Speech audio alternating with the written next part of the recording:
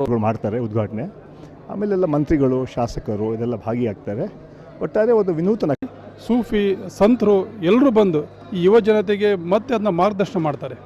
ಜನರನ್ನ ಇವತ್ತು ಧರ್ಮದ ಹಾದಿಯಲ್ಲಿ ನಡಿಬೇಕು, ತಾವೆಲ್ಲರೂ ಅಣ್ಣ ತಮ್ಮಂದರ ಹಾಗೆ ನಡಿಬೇಕು, ಭಾವ್ಯತೆಯಿಂದ ನಡಿಬೇಕು. ಎಲ್ಲ ಧರ್ಮದ ಒಂದು ಒಗ್ಗಟ್ಟಿನ ಮಂತ್ರವನ್ನು ಜಪಿಸುವಂಥ ಈ ಒಂದು ಇದು ವಿಶೇಷವಾಗಿ ನಮ್ಮ ಗುಲ್ಬರ್ಗ ಗುರುಗಳು ಮೊದಲೇ ಬಾರಿಗೆ ಹುಬ್ಬಳ್ಳಿಗೆ ಬರ್ತಾ ಇದ್ದಾರೆ. ಅವರು ವಕ್ಫ್ ಬೋರ್ಡ್ ಚೇರ್ಮನ್ ಕೂಡ ಆಗಿದ್ದಾರೆ. ಅವ್ರದ್ದು ಒಂದು ಸನ್ಮಾನ ಕಾರ್ಯಕ್ರಮ ಮಾಡಬೇಕಂತ ಇದ್ದರು. ಸೊ ಎಲ್ಲ ಕಮಿಟಿ ಸೇರಿಕೊಂಡು ಬರೀ ಒಂದು ಸನ್ಮಾನ ಅಲ್ಲ, ಈ ಕಾರ್ಯಕ್ರಮದಲ್ಲಿ ಒಂದು ಬೇರೆ ಧರ್ಮಗುರುಗಳು, ಈಗ ನಮ್ಮ ಶಿರಟ್ಟಿ ಗುರುಗಳು, 3000 ಮಠ ಗುರುಗಳು ಅವ್ರನ್ನ ಕರೆದು ಒಂದು ಸಮಾವೇಶ ಮಾಡೋಣ, ಸೂಫಿ ಸಂತ್ ಸಮಾವೇಶ ಅಂತ ಬಿಟ್ಟು. ಈ ಭಾಗದಲ್ಲಿ ಕೋಮೋಸರತೆ ಬಹಳಷ್ಟು ಇದೆ.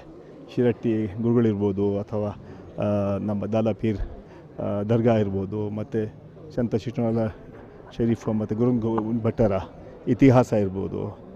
ಇದೆಲ್ಲ ಇತಿಹಾಸಗಳು ಈ ಭಾಗದಲ್ಲಿ ಇದ್ದಾರೆ. ಸೊ ಇದ್ರ ಮೂಲಕ ಒಂದು ಸಂದೇಶ ಹೋಗಲಿ, ಸ್ವಾಮಿಗಳು ಮತ್ತು ನಮ್ಮ ಗುರುಗಳು ಬಂದು ಇವತ್ತು ಸಮಾಜ ಕಟ್ಟುವಲ್ಲಿ ದೊಡ್ಡ ಒಂದು ಶಕ್ತಿ ಬರಲಿ, ಕೊಂಬು ಸಾಮರಸ್ಯದ ರಾಜ್ಯದಲ್ಲಿ ಇರಲಿ, ಅದನ್ನು ಇತಿಹಾಸ ಗೊತ್ತಾಗಬೇಕು ಎಲ್ಲರಿಗೂ ಹಿನ್ನೆಲೆಯಲ್ಲಿ ಆ ಕಾರ್ಯಕ್ರಮ ಹಮ್ಮಿಕೊಂಡಿದ್ದಾರೆ. ಈ ಕಾರ್ಯಕ್ರಮದಲ್ಲಿ ವಿಶೇಷ ಉದ್ಘಾಟನೆ ಈ 3 ಗುರುಗಳು ಮಾಡ್ತಾರೆ ಉದ್ಘಾಟನೆ. ಆಮೇಲೆಲ್ಲ ಮಂತ್ರಿಗಳು, ಶಾಸಕರು ಇದೆಲ್ಲ ಭಾಗಿಯಾಗ್ತಾರೆ. ಒಟ್ಟಾರೆ ಒಂದು ವಿನೂತನ ಕಾರ್ಯಕ್ರಮ ಇದು. 15,000 ಜನರು ಸೇರ್ತಾರೆ ಅಂತ ವಿಶ್ವಾಸ ಇದೆ.